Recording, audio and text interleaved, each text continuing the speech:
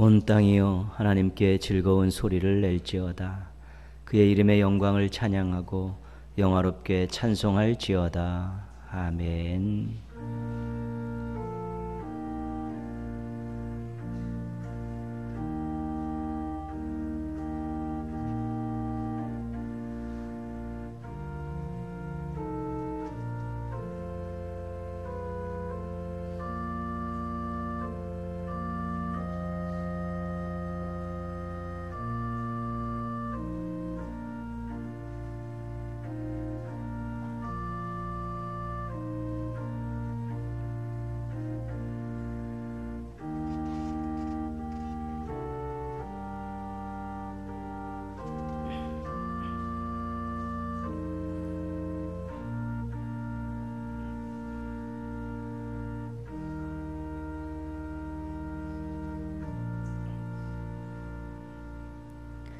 하나님 아버지, 거룩하고 복된 날 예배의 자리에 있게 해주셔서 감사합니다. 경배와 찬양을 드리게 해주셔서 감사합니다. 말씀 듣게 해주셔서 감사합니다.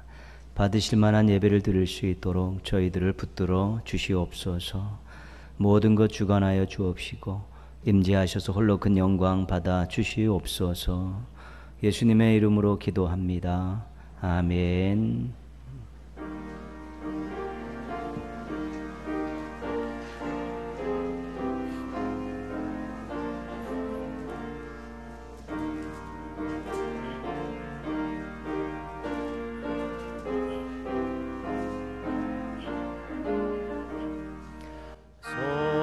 성도들아 찬양하자. 하나님께 찬양하자. 천지 만물 창조하신 그 놀라운 능력을 우리 함께 소리 높여 하나님께 찬양하자.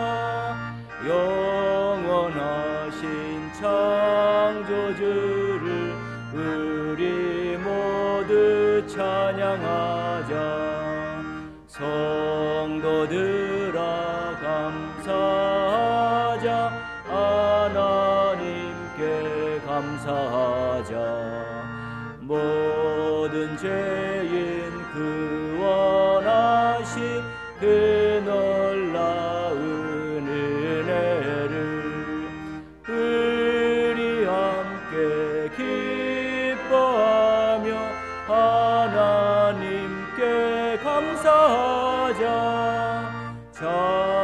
자비하신 그새 주께 우리 모두 감사하자. 성도들아 찬양하자. 하나님께 찬양하자. 하늘나라 영화로운 그 놀라운 영광을 우리 함께 큰 소리로 하나님께 찬양하자. 전국 영광 찬란함을 우리 모두 찬양하자.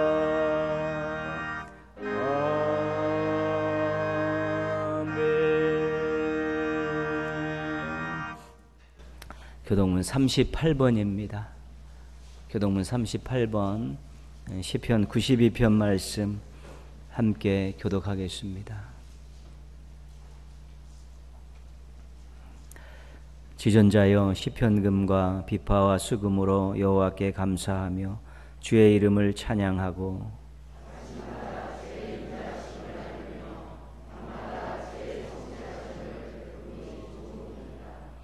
여호와여 주께서 행하신 일로 나를 기쁘게 하셨으니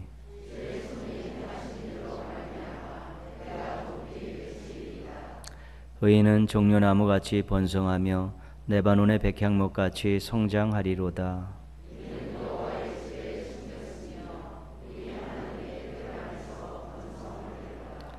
그는 늙어도 여전히 결실하며 진액이 풍족하고 빛이 청청하니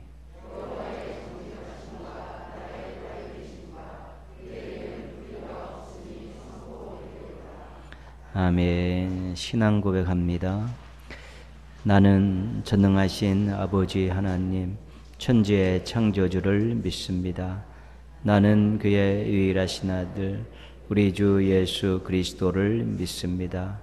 그는 성령으로 잉태되어 동정녀 마리아에게서 나시고 본디오 빌라도에게 고난을 받아 십자가에 못 박혀 죽으시고 장사된 지 사흘 만에 죽은 자 가운데서 다시 살아나셨으며 하늘에 오르시어 전능하신 아버지 하나님 우편에 앉아 계시다가 거기로부터 살아있는 자와 죽은 자를 심판하러 오십니다. 나는 성령을 믿으며 거룩한 공교회와 성도의 교제와 죄를 용서받는 것과 몸의 부활과 영생을 믿습니다. 아멘.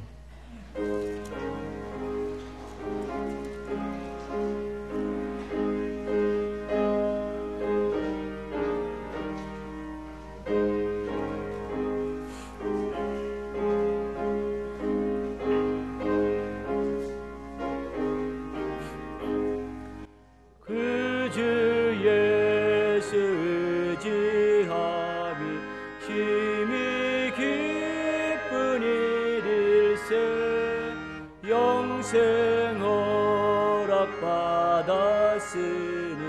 의심하주 없도다. 예수 믿는 것은 받은 증거 많도다. 예수 귀한 예수 믿음 더욱 주소서. 그 주 예수 의지함이 심히 기쁜 일일세.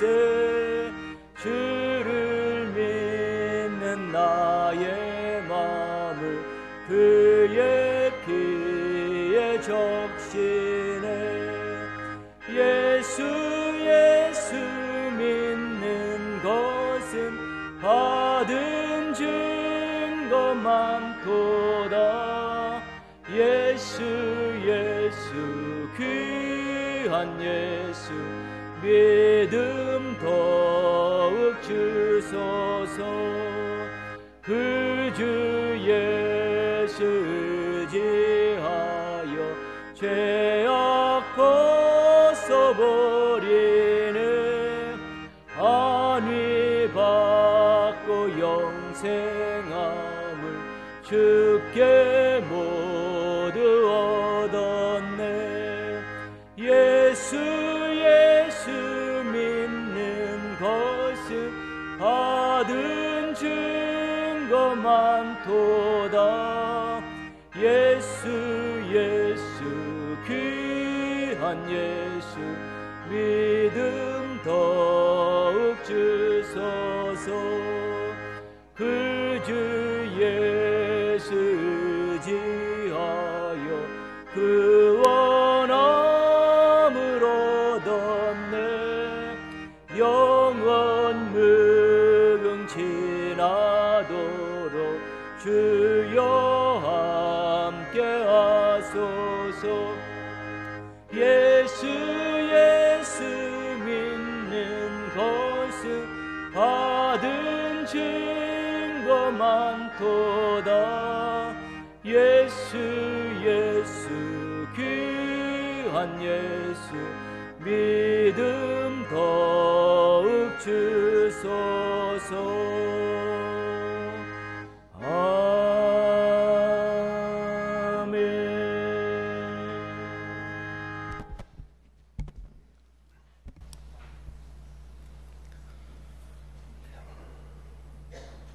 만복의 근원이신 전능하신 하나님 아버지, 항상 우리에게 복을 주시고 지키시며 은혜와 평강을 주시니 감사드립니다.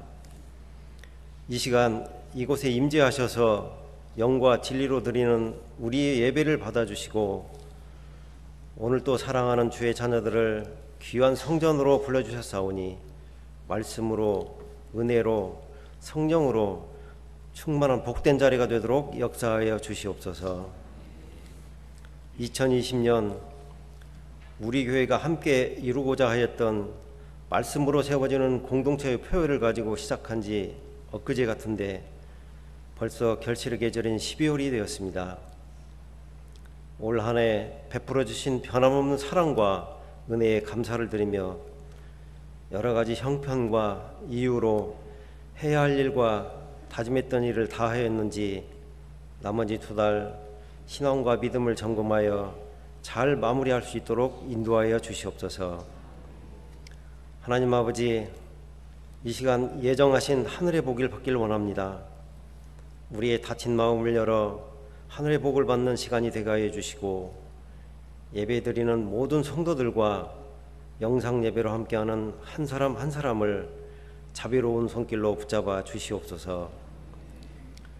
믿음이 연약한 심령에게는 강하고 담대함을 주시고 말씀에 갈급한 심령에게는 깨닫는 은혜를 주시며 낙심한 자에게는 위로와 용기를, 상처받은 영혼들에게는 치료의 시간이 되게 하여 주시옵소서. 하나님 아버지, 한 번도 경험하지 못하였던 전염병으로 인하여 정상적인 생활을 하지 못한 지 1년이 다 되어 갑니다. 하나님께서 왜 이런 고통과 시련을 주셨는지, 진정 하나님의 뜻이 무엇이기에 경고의 뱃세를 주시는지 저희들은 알지 못하기에 주님께서 원하고 바라는 순종의 삶을 살 수 있도록 저희들의 마음을 붙잡아 주시옵소서. 하나님 아버지, 주님의 크신 뜻과 섭리 가운데 이 지역 이곳에 저희 교회를 세우게 하셨으니 복음 전파와 이웃을 사랑하는 사명을 잘 감당하는 교회가 되게 하여 주시고 사랑과 희망이 되는 공동체가 되게 하여 주시옵소서. 특별히 환우들을 위하여 기도드립니다. 이 시간 병상에서 가정에서 몸이 아파서 예배를 드리지 못하고 있는 동인의 성도들이 있습니다. 치유의 하나님께서 어루만져 주셔서 하루빨리 회복되기를 소원합니다. 육체의 병, 마음의 병 모두 나음을 받는 성도들이 되게 하여 주시옵소서. 이 시간 찬양을 드리는 새가족위원회의 찬양을 기쁘게 받아주시고 모든 성도들이 같은 마음으로 찬양하며 은혜 받게 하여 주시옵소서. 시간 하나님의 말씀을 태어나시는 주의 전께 함께하사 성령의 능력으로 충만케 하시고 저희들에게는 은혜의 시간 되게 하여 주시옵소서. 예수님의 이름으로 기도합니다.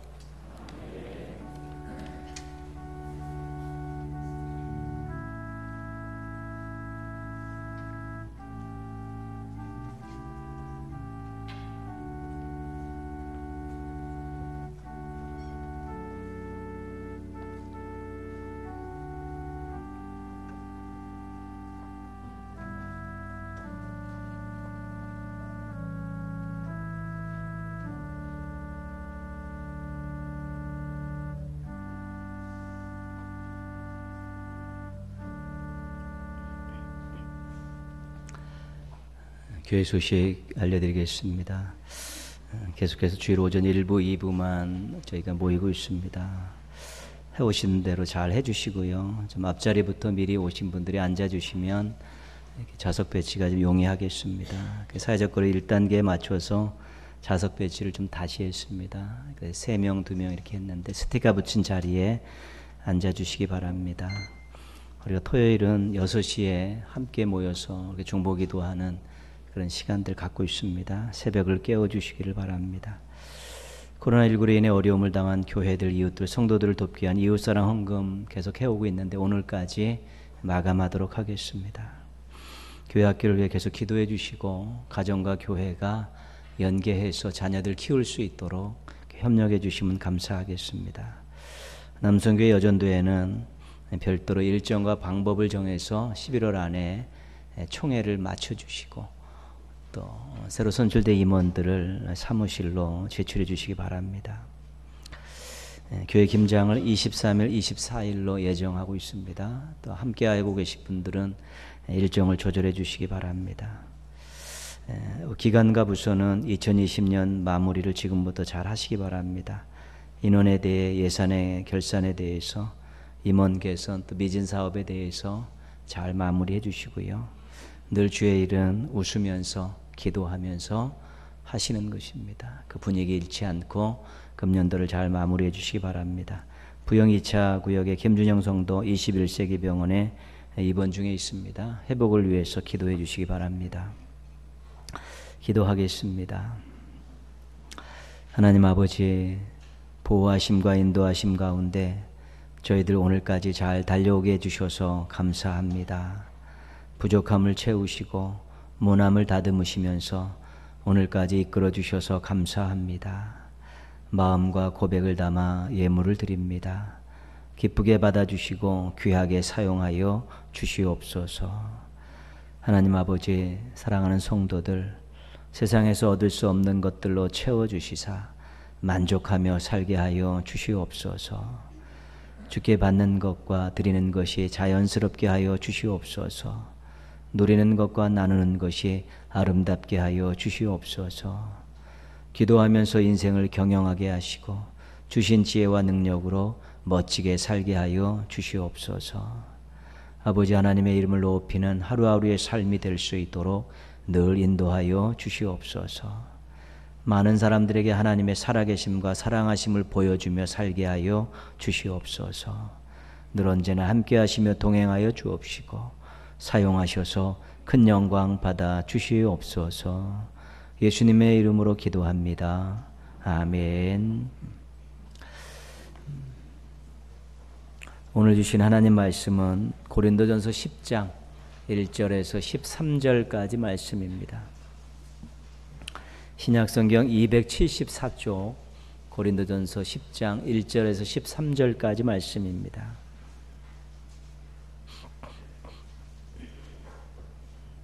오늘 주신 하나님의 말씀 고린도전서 10장 1절에서 13절 함께 봉독하시면서 받겠습니다. 형제들아, 나는 너희가 알지 못하기를 원하지 아니하노니 우리 조상들이 다 구름 아래에 있고 바다 가운데로 지나며 모세에게 속하여 다 구름과 바다에서 세례를 받고 다 같은 신령한 음식을 먹으며 다 같은 신령한 음료를 마셨으니 이는 그들을 따르는 신령한 반석으로부터 마셨음에 그 반석은 곧 그리스도시라. 그러나 그들의 다수를 하나님이 기뻐하지 아니하셨으므로 그들이 광야에서 멸망을 받았느니라. 이러한 일은 우리의 본보기가 되어 우리로 하여금 그들이 악을 즐겨한 것 같이 즐겨하는 자가 되지 않게 하려 함이니 그들 가운데 어떤 사람들과 같이 너희는 우상 숭배하는 자가 되지 말라. 기록된 바 백성이 앉아서 먹고 마시며 일어나서 뛰논다 함과 같으니라. 그들 중에 어떤 사람들이 음행하다가 하루에 23,000명이 죽었나니 우리는 그들과 같이 음행하지 말자. 그들 가운데 어떤 사람들이 주를 시험하다가 뱀에게 멸망하였나니 우리는 그들과 같이 시험하지 말자. 그들 가운데 어떤 사람들이 원망하다가 멸망시키는 자에게 멸망하였나니 너희는 그들과 같이 원망하지 말라. 그들에게 일어난 이런 일은 본보기가 되고 또한 말세를 만난 우리를 깨우치기 위하여 기록되었느니라. 그런즉 선줄로 생각하는 자는 넘어질까 조심하라. 사람이 감당할 시험 밖에는 너희가 당한 것이 없나니 오직 하나님은 미쁘사 너희가 감당하지 못할 시험 당함을 허락하지 아니하시고 시험 당할 즈음에 또한 피할 길을 내사 너희로 능히 감당하게 하시느니라. 아멘. 이 시간에 우리 새가족위원회 찬양 드리시겠습니다.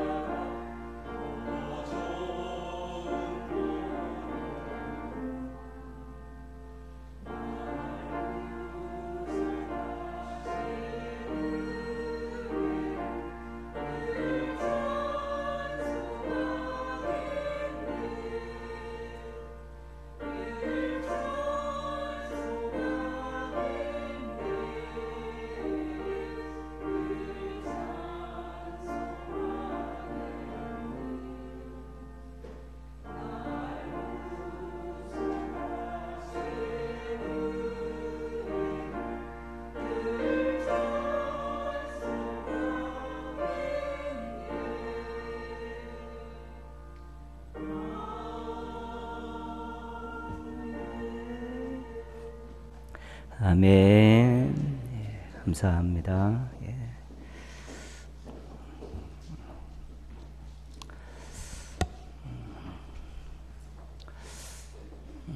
자리가 조금씩 이제 가까워지고 있습니다. 앞으로 빨리 코로나19가 해결돼서 예전처럼 그렇게 친근하게 한 마음으로 예배드릴 날이 왔으면 좋겠습니다. 인사 한번 하시죠. 서로 바라보면서 평안하고 강건하십시오.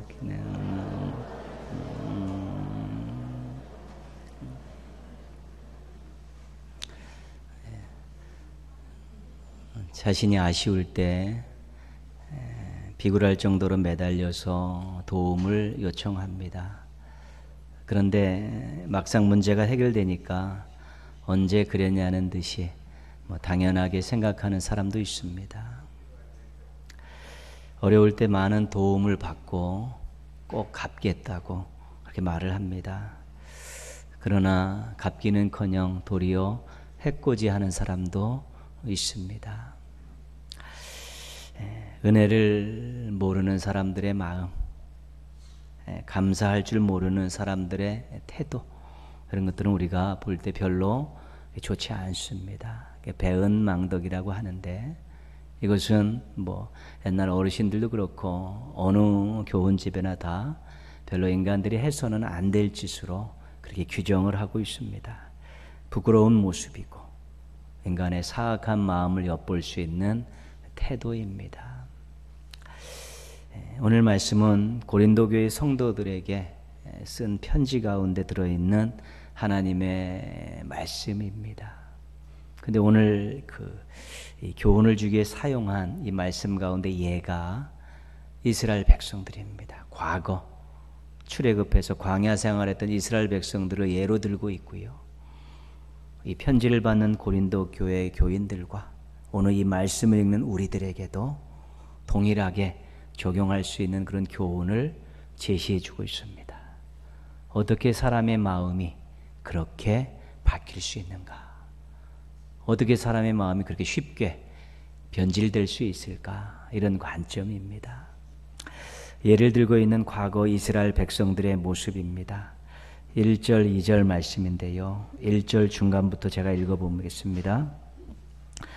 우리 조상들이 다 구름 아래에 있고 바다 가운데로 지나며 모세에게 속하여 다 구름과 바다에서 세례를 받고, 그죠?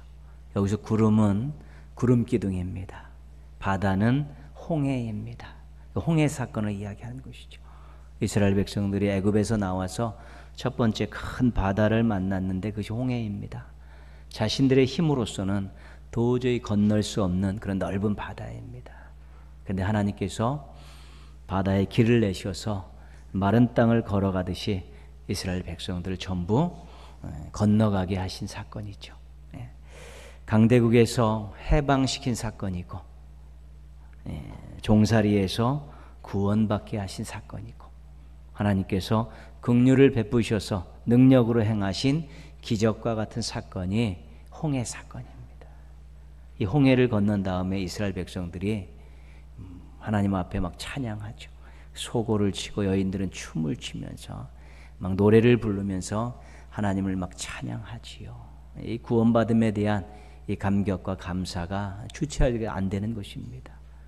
그리고 성경에는 이야기되고 있지 않지만 우리가 짐작할 수 있는 것은 이제는 하나님만 섬기고 살겠습니다. 이제는 하나님 뜻대로 살겠습니다. 그런 마음들을 아주 분명하게 가졌을 것입니다. 그런데 5절 말씀 보시면요. 그러나 그들의 다수를 하나님이 기뻐하지 아니하셨으므로 그들이 광야에서 멸망을 받았느니라. 이 해방되고 구원받은 이 백성들이 하나님을 실망시켰습니다. 감사 찬송 부르며 좋아했던 그들이 이제는 멸망을 받게 되었다는 것입니다. 이해하기 힘든 일이 일어난 것입니다. 구원받은 지 얼마나 되었다고, 은혜 받은 지 얼마나 되었다고, 기적을 경험한 지 얼마나 되었다고 벌써 이들이 이런 모습, 이런 결과를 보이고 있느냐는 것입니다. 그들이 어떻게 이렇게 큰 반전이 일어났을까? 그들의 삶이 어떻게 이렇게 비참하게 전락했을까? 그 이유도 6절에서 말씀해 주고 있습니다. 6절 말씀은 이렇습니다. 이러한 일은 우리가 본보기가 되어 우리로 하여금 그들이 악을 즐겨한 것 같이 즐겨하는 자가 되지 않게 하려 함이니. 이 교훈의 말씀인데 중간에 보시면 그들이 악을 즐겨한 것 같이, 이 구원받은 백성들이 광야에 들어와서 악을 즐겨했다는 것입니다. 꺼리낌 없이, 주저함 없이 막 저질러 버렸다는 것입니다. 그럼 어떤 일들을 저질렀는가? 어떤 악을 저질렀는가? 그것이 뒤에 쭉 기록이 되어 있죠. 7절에는 우상 숭배, 8절에는 음행, 9절에는 시험, 10절에는 원망, 이런 일들을 그들이 저지른 것입니다. 구원받았는데 우상 숭배합니다. 구원받은 하나님 위에 다른 것들을 사랑하고 또 그것들을 섬기는 일들을 했다는 것입니다. 은혜 받았는데, 하나님의 놀라운 은혜를 받았는데 하나님의 뜻에 어긋나는 음행을 하고 하나님을 시험하고 틈만 나면 불평 원망하는 일들을 계속했다는 것입니다. 배은망덕의 극치를 보여주고 있습니다.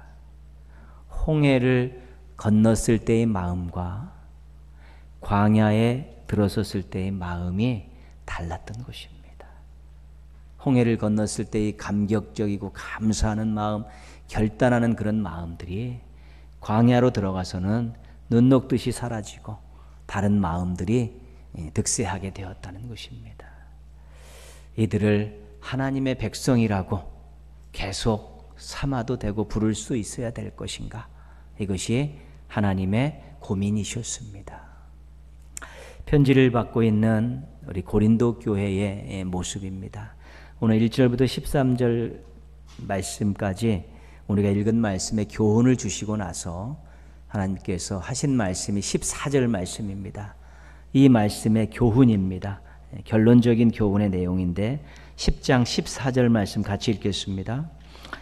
그런즉 내 사랑하는 자들아 우상 숭배하는 일을 피하라. 그 고린도 교회가, 그 성도들이 우상을 숭배하는 일들을 자행하고 있었던 것입니다. 원래 고린도 도시는 우상의 도시였죠. 근데 복음을 받고 그들이 돌아섰는데 다시 옛생활로 돌아갔다는 것입니다. 고린도 교회는 바울이 2차 전도 여행 때 가서 교회를 세우고 1년 6개월 동안 목회를 했습니다. 말씀으로 아주 잘 신앙을 다전 그런 교회고요. 또 훌륭한 지도자들도 많이 파송이 되었고 은사들도 많이 경험했던 그런 교회입니다. 그런데 그런 교회에서 우상도 섬기고 음행한 짓거리도 하고 세상 법정에 나가 송사도 진행하는 그런 어처구니 없는 비신앙적인 일들을 저질렀던 것입니다. 그들이 복음을 받았을 때는 정말로 예수 그리스도를 통해 구원받음에 대한 감격과 감사를 가지고 우리가 건강한 교회를 만들어서 복음을 전파하겠다고 살겠다고 그렇게 다짐을 했건만 얼마 되지 않아서 환경에 밀리고 전통에 밀려가지고 다시 우상 숭배를 하는 옛 모습으로 돌아가 버렸다는 것입니다. 복음을 받을 때의 마음과 그 이후의 마음이 바뀌어버린 것입니다. 변질된 것입니다. 이들을 하나님의 성도라고 부를 수 있겠느냐? 이것이 바울의 고민입니다. 오늘 이 말씀을 읽고 있는 우리들은 어떻습니까? 우리들은 정말로 예수님을 믿고 하나님의 자녀가 된 그런 첫사랑의 감격과 감사를 잘 유지하고 있고 이제는 내가 주님 뜻대로 살겠다는 그런 결단들을 지금도 잘 이행하고 살고 있습니까? 이 시대를 대해서 아프게 뼈아픈 소리를 했던 김남조 시인의 똥파리와 인간이라는 글을 잠깐 읽어드리겠습니다. 일부분입니다. 똥파리는 똥이 많이 쌓인 곳에 가서 떼지어 붕붕거리며 산다. 인간은 돈이 많이 쌓인 곳에 가서 무리지어 웅성거리며 산다. 보라고 똥 없이 맑고 깨끗한 데 가서 이를테면 산골짜기 옹달샘 같은 데라도 가서 아무도 보지 못할 것이다. 떼지어 사는 똥파리를 보라고 돈 없이 가난하고 한적한 데에 가서 이를테면 두메산골 외딴 깊은 곳에 가서 아무도 보지 못할 것이다. 무리지어 사는 인간을. 따지고 보면 인간이라는 게 별것 아닌 것이다. 똥파리와 별로 다를 게 없는 것이다. 무슨 말씀을 하고 있습니까? 똥이 있는 곳에 똥파리가 모이듯이 돈이 있는 곳에 인간들이 잔뜩 모여 있다는 것입니다. 돈을 위해서라면 어떤 수단과 방법도 가리지 않고 거기서 인생의 목적을 두고 그것을 섬기며 살고 있는 이 시대의 만몬 신앙에 대해서 비판하고 있는 것입니다. 돈이 우상이 되어 있는 이 시대에 대해서 아주 강렬하게 비판하고 있습니다. 물론 이것 말고도 이 시대의 우상들은 너무도 많이 있습니다. 예수님께서 이렇게 말씀하셨습니다. 너희가 하나님과 재물을 겸하여 섬기지 못하리라. 그죠? 하나님만 섬겨야 되는데 하나님과 재물을 같이 섬긴다는 것입니다. 여러분, 우상 숭배하는 사람들은 나 하나님 안 섬깁니다. 이거 섬기겠습니다. 그렇게 하지 않습니다. 나 하나님도 섬기겠습니다. 그리고 이것도 섬기겠습니다. 겸하여입니다. 겸하여. 그것이 무서운 것입니다. 나 이제부터 모든 신앙 때려치고 다른 데 가서 다른 거 섬기겠습니다. 이렇게 이야기하지 않는다는 것입니다. 나 하나님도 섬기고 이것도 섬기겠습니다. 이것이 이 겸하여 신앙인데 이것이 무서운 것입니다. 정말 힘들고 고치기가 어려운 것입니다. 골로새 3장 5절에서 이렇게 말씀합니다. 탐심은 곧 우상 숭배니라. 그게 무언가 욕심을 내서 욕망을 가지고 무언가를 얻으려 할 때 마음이 거기 다 빼앗긴다는 것입니다. 그걸 얻기 위해서 모든 것들 자기가 가지고 있는 것을 풀 가동시킨다는 것입니다. 그렇기 때문에 그것이 우상이 되는 것입니다. 탐심으로 시작돼서 우상 숭배가 시작된다는 것입니다. 우리가 예수님을 영접함으로 하나님의 자녀가 되었습니다. 우리가 예수님을 믿음으로 우리가 영생을 누리며 살고 있습니다.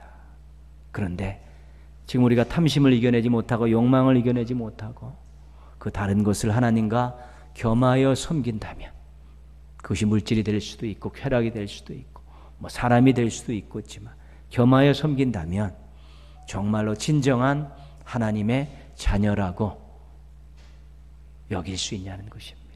진정한 거룩한 하나님의 백성이라고 이야기할 수 있냐는 것입니다. 그렇게 사는 것이 거룩한 교회의 모습이라고 말할 수 있겠냐는 것입니다.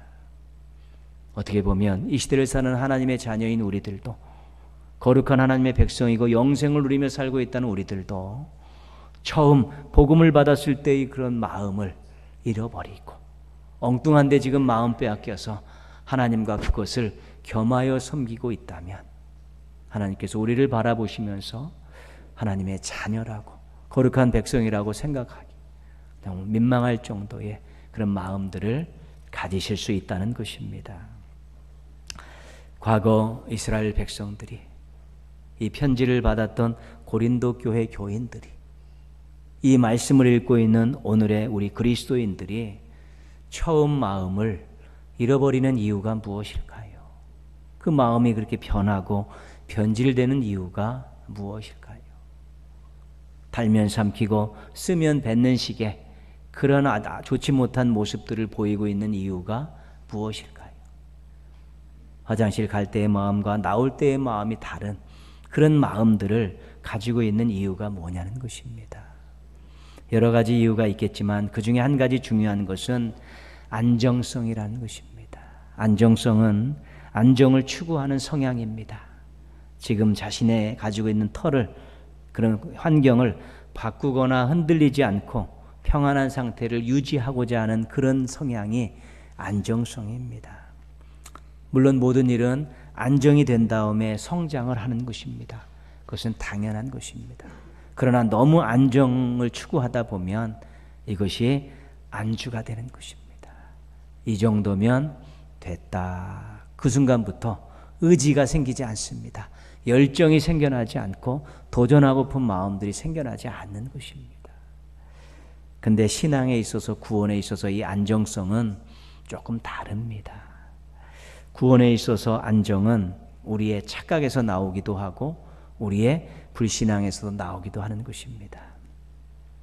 분명하게 말씀드립니다. 우리가 어떤 신상 명세서 안에, 종교란에 내가 기독교라고 썼다고 다 구원받았다고 볼 수 없습니다. 내가 지금 교회를 다니고 있다고 내가 구원받았다고 다 말할 수 없습니다. 내가 지금 봉사를 하고 있다고 해도 그것만 가지고 다 구원받았다고 이야기할 수 없습니다. 내가 신앙생활을 오래 했다는 그 한 가지만 가지고 구원받았다고 다 이야기할 수 없습니다. 내가 믿음의 가정에서 태어났고 믿음의 가정에서 자라왔다고 해도 그것 가지고 구원받았다고 다 이야기할 수 없는 것입니다. 그런데 안정성이라는 그런 것입니다. 내가 지금 교회를 다니고 있다고 나는 구원이 확보된 사람이라는 것입니다. 내가 믿음의 가정에서 태어나서 오늘까지 믿음의 가정에서 양육받았기 때문에 내 구원에는 흔들림이 없다는 것이고 변함이 없다는 생각이고, 내가 지금 직분을 행하고 있기 때문에 내 구원에는 절대로 이상이 없다라는 그런 생각이 바로 안정성이라는 것입니다. 그런데 그럴 수 있습니다. 그런데 중요한 건 뭐냐면 구원의 안정성을 가지면 그 다음이 없다는 것입니다. 내가 의지를 가지고 하나님의 자녀답게 살겠습니다. 어떤 도전의식을 가지고 부끄럽지 않게 살겠습니다. 주님을 위해서 이렇게 살겠습니다. 나의 삶의 분야에서 내가 처해 있는 이 삶의 이 자리에서 나는 이렇게 살겠습니다라는 의지와 열정들이 생겨나지 않는다는 것입니다.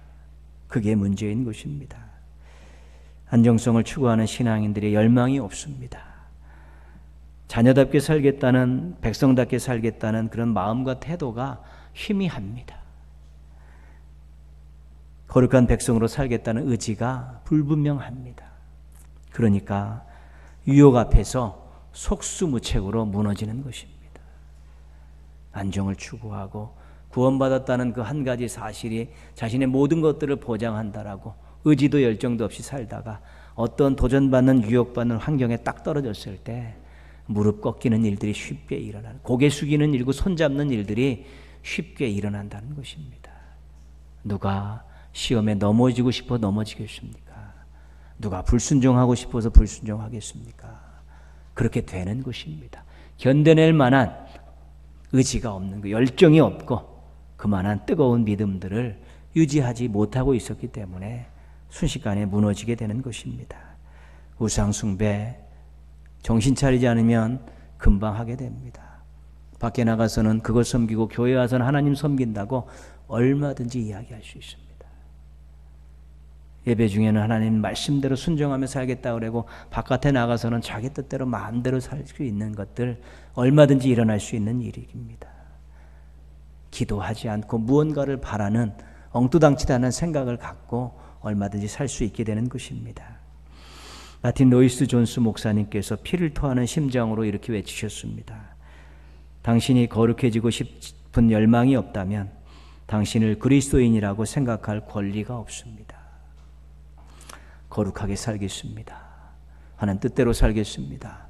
부끄럽지 않게 살겠습니다. 이런 열망이 없으면 자신을 그리스도인이라고 생각도 하지 말라는 것입니다. 그런 권리가 없다는 것입니다.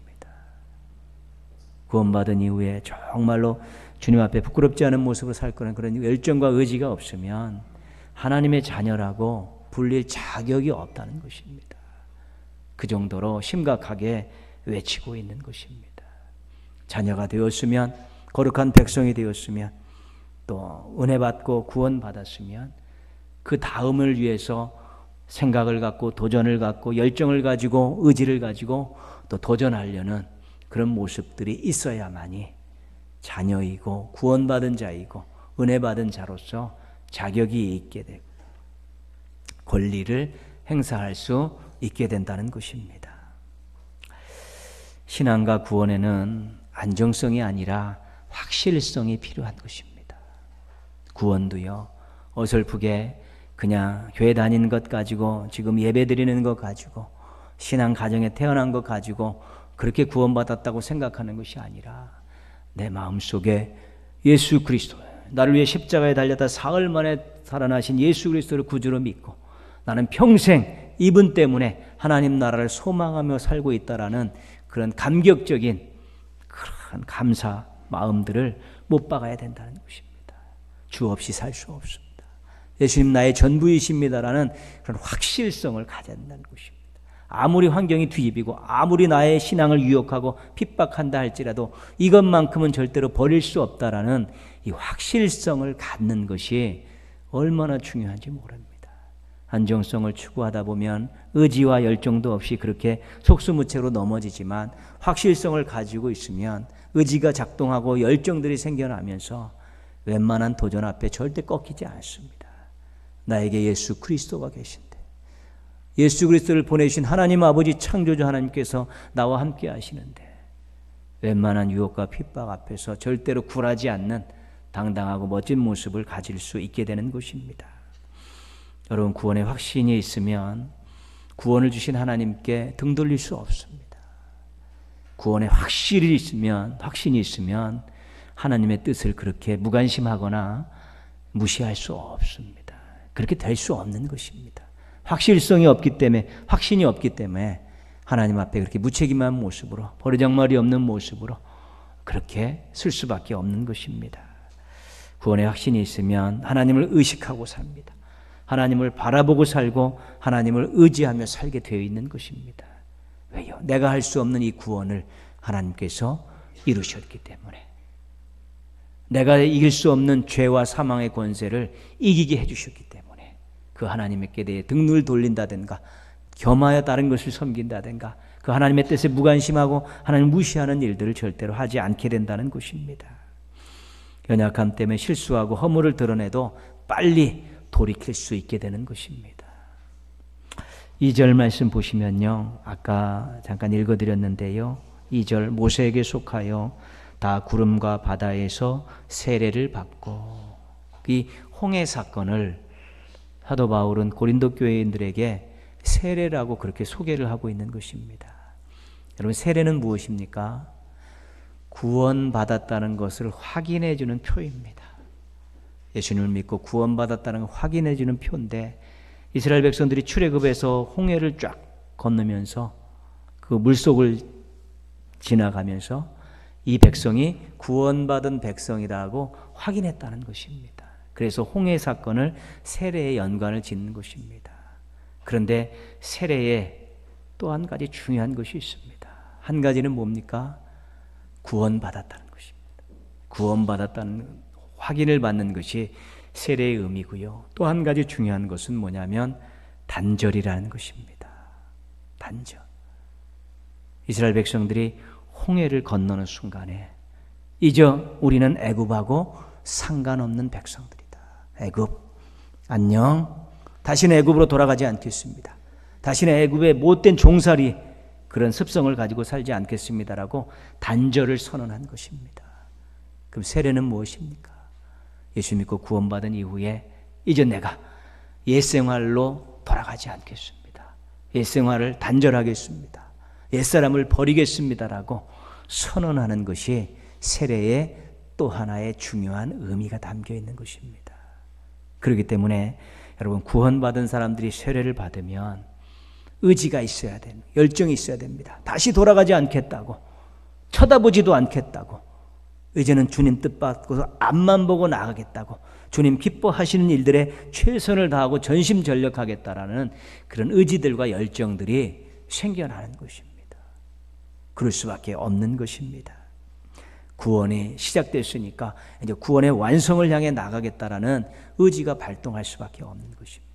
그런 의지를 가지고 열정을 가지고 시작해야지 우리가 도전 앞에서도 유혹 앞에서도 시험 앞에서도 이겨내면서 한 발 한 발 하나님 뜻을 받들어 인생을 살아갈 수 있게 되는 것입니다.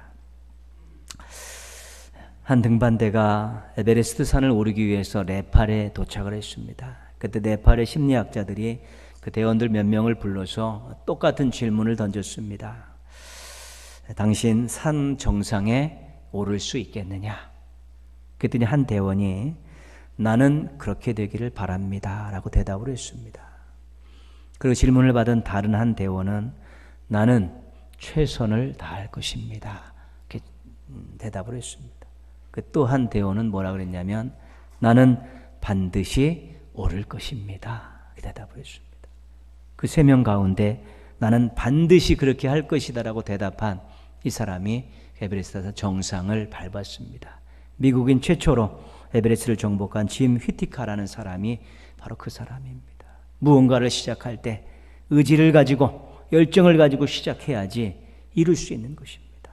하나님 뜻대로 살기를 원하고 자녀답게 살기를 원하고 옛생활로 돌아가지 않고 부끄럽지 않게 살기를 원하면서도 그냥 구원받았다는 한 가지 사실 때문에 안정성을 추구하고 안주하려는 그런 마음 가지고 있으면 변화는 일어나지 않습니다. 변화 일어나지 않은 것은 좋은데 뒤로 물러나게 되어 있고 그 마음이 변질되면서 엉뚱한 하나님을 실망시키는 일들을 할 수밖에 없게 되는 것입니다. 그래서 하나님 자녀답게 살고 싶고 거룩한 백성답게 살고 싶고 하나님을 기쁘시게 해드리며 살고 싶고 이 땅에서 은혜 가운데서 행복하게 살고 싶으면 여러분 안정성을 추구하지 말고 확실성을 추구해야 되는 것입니다. 구원의 확신을 가지고 내가 과거 생활을 돌아가지 않겠다라고 옛생활 쳐다보지도 않겠다고 이제 하나님 기뻐하시는 삶을 살고 하나님 원하시는 삶을 내 인생 가운데 펼쳐가겠다라고 다짐하고 기도하고 노력해야지 우리가 조금 앞으로 나아갈 수 있고 조금 위로 성장할 수 있는 것입니다. 12절 말씀입니다. 12절 말씀 같이 한번 읽겠습니다. 그런즉 선줄로 생각하는 자는 넘어질까 조심하라. 선줄로 생각한다는 건 안정성을 추구하면 그렇습니다. 나 이제 구원 받았어. 이 정도면 됐어. 나 신앙 남들보다 괜찮아. 이 정도에 머물러 있으면 넘어질 수 있다는 것입니다. 자기는 선줄로 알고 남들보다 잘하고 있다고 생각하고 이 정도면 됐다라고 안정성을 추구하다 보면 어느 순간에 무릎이 꺾이는 일들을 경험하게 된다는 것입니다. 확실성을 가지고 나도 넘어질 수 있다라는 가능성을 가져놓고 확실성을 가지고 구원의 확신을 가지고 기도하면서 정말 열정과 의지를 불태우면서 그렇게 반드시 하겠다고 결정하고 노력하고 기도할 때 정말로 잘 달릴 수 있게 되는 것입니다. 구원의 확신을 가지고 반드시 그렇게 살겠다고 결심하고 노력하십시오. 하나님께서 도와주실 것입니다. 하나님 그런데 그런 은혜를 받아야 되는 것입니다. 아무것도 안 하고 무언가를 해주시길 원하는 그런 은혜 말고요. 구원의 감격을 가지고 확신을 가지고 하나님 함께 하심에 대한 믿음을 가지고 기도하며 열정과 의지를 불태우면서 뒤로 물러가지 않고 앞으로 나아가겠다고 나의 삶의 자리에서 부끄럽지 않게 살고 하나님께 기쁨을 드리며 살겠다라는 그런 모습들로 살아갈 때 그때 받는 은혜가 진짜 은혜입니다. 그런 은혜 받고 살아야지만이 기쁨도 있고 감격도 있고 또 용서도 하고 포옹도 하고 사람들과 더불어서 이렇게 살아갈 수 있는 여유와 사랑을 얻을 수 있게 되는 것입니다. 구원의 안정성, 신앙의 안주함 이제는 내려놓으십시오. 구원의 확실성을 가지고 신앙의 또 열정을 가지고 도전하십시오. 이 코로나19 시대는 우리를 너무 많이 힘들게 했고 우리를 너무 많이 깔아앉혔습니다. 예배도 정말 어떻게 드렸는지 모를 정도로 우리가 10개월 달려오지 않았습니까? 뭐 하나 주의 일 맡겨놓은 것도 제대로 하지 못하고 누구 하나 만나서 성도의 교제도 하지 못하면서 우리를 얼마나 깔아앉힐지 모르고 우리의 발목을 잡고 우리의 발목에다가 납덩어리를 달아놓고 그렇게 우리를 힘들게 하는 시대가 이 코로나19의 시대를 지금 살고 있는데 몸부림치지 않으면 한 발짝도 나갈 수 없습니다. 기도하면서 몸부림치지 않고 최선을 다하지 않으면 우리가 단절하지 못하고 옛생활로 휩쓸려 갈 수도 있습니다. 하나님 앞에 부끄러운 모습으로 살 수도 있는 것입니다. 여러분 몸 조금 편한 것 가지고 거기다가 인생의 목적 두지 마십시오. 맛있는 거 먹는 거 거기에 만족하면서 살 생각하지 마시고요. 무언가 남들의 인정받고 칭찬받으라는 그런 거에다가 목적 들고 살면 맨날 허덕이며 살 수밖에 없습니다. 정말 하나님 구원해 주신 하나님, 자녀 삼으신 하나님을 위해서 내가 나의 삶의 자리에서 내 인생의 기간 동안에 하나님 기뻐하시는 삶을 살겠다라는 좀 넓은 마음을 가지고 큰 뜻을 가지고 노력하게 될 때 우리가 정말 남들이 알지 못하는 큰 은혜와 사랑을 경험하며 살 수 있게 되는 것입니다. 창조주 하나님의 자녀들 아닙니까? 거룩하신 하나님의 백성들 아닙니까? 입을 넓게 열라 내가 채우리라 말씀하신 하나님의 약속의 주인공들 아닙니까? 이제는 자꾸 내려가지 마시고 일어서십시오. 자꾸 물러서지 마시고 전진하십시오. 안정성을 버리고 확실성을 가지고 올라가고 전진하는 우리 살아있는 신앙인들 되시기를 주님의 이름으로 축원합니다. 기도하겠습니다. 한번 기도하실 때요, 안정성 이제 버리고 확실성 가지고 일어서고 앞으로 나아가게 하여 주시옵소서. 안주하는 그런 신앙의 모습들 벗어버리게 하여 주옵소서. 자신을 위해 기도하고 또 우리 가족들을 위해서도, 믿음의 가족들을 위해서도 한번 같이 기도하겠습니다. 하나님 아버지 감사합니다. 오늘도 말씀 앞에 세워주셔서 감사합니다. 오늘도 예배드리게 해주셔서 감사합니다. 오늘도 깨우침을 주셔서 감사합니다. 신앙에 대해, 구원에 대해 안정성을 가지고 이만하면 됐다라는 식으로 다른 것에 단맛에 빠져서 그렇게 의지도 없이 열정도 없이 살았다면 하나님 그 모든 것 다 내려놓고 회개하고 돌이킬 수 있도록 도와주시옵소서. 구원의 확실성을 가지고 이제 하나님 함께 하심에 대한 확신을 가지고 이제는 도전하게 하여 주옵소서. 의지와 열정을 불사르게 하여 주옵시고 삶의 자리에서 조금 더 하나님을 기쁘시게 되며 살겠다고 이야기하게 하시고 세상 것에서부터 돌아서게 하여 주옵시고 그런 것을 단절할 수 있게 도와주시고 거룩한 백성의 모습으로 살아가기에 부족함이 없게 하여 주시기를 원하옵고 기도합니다. 연약해서 넘어질 때 많습니다. 격려하여 주시고 붙들어 주시옵소서. 헤매일 때 많습니다. 질서 잡아주시고 인도하여 주셔서 이제 정말 그런 확신을 가지고 살아갈 수 있는 멋진 인생들, 복된 인생들 되게 하여 주시기를 원하옵고 기도하오니 하나님 아버지 붙들어 주시옵시고 인도하여 주시옵시고 함께하여 주옵시고 사랑하여 주시길 원합니다. 가족들이 그렇게 살게 하시고 믿음의 가족들도 그렇게 살게 하여 주시옵소서. 주님,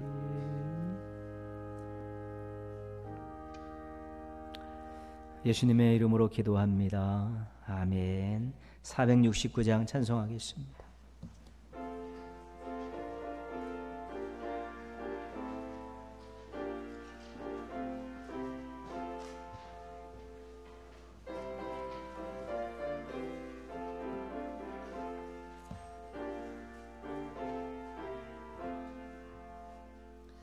내 주 하나님 주만 따라 가게 하소서.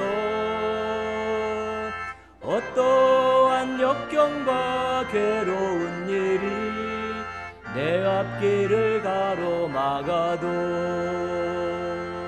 물리치고 가게 하소서. 환난 풍파 슬픔 모두 이겨내고서 나 언제나 이 길로만 가게 하소서. 내 주 예수님 바른 길을 비춰주소서. 무서운 유혹과 시험이 와서 내 앞길을 어지럽혀도 찬송하며 가게 하소서. 할렐루야 기뻐하고 감사하면서 나 언제나 이 길로만 가게 하소서. 나의 성령님 순종의 길 인도하소서. 한없이 놀랍고 크신 사랑이 내 앞길을 인도하시니 감사하며 가게 하소서.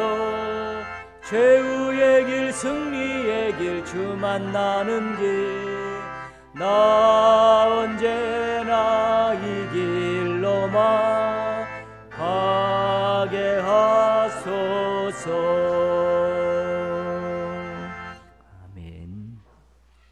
지금은 예수 그리스도의 은혜와 하나님 아버지의 사랑과 성령님의 능력이 정성껏 예배를 드리고 한 주간의 삶을 시작하는 믿음의 가족들과 이들의 가정과 생업과 학업 위에 함께 하시기를 축원하옵나이다. 아멘.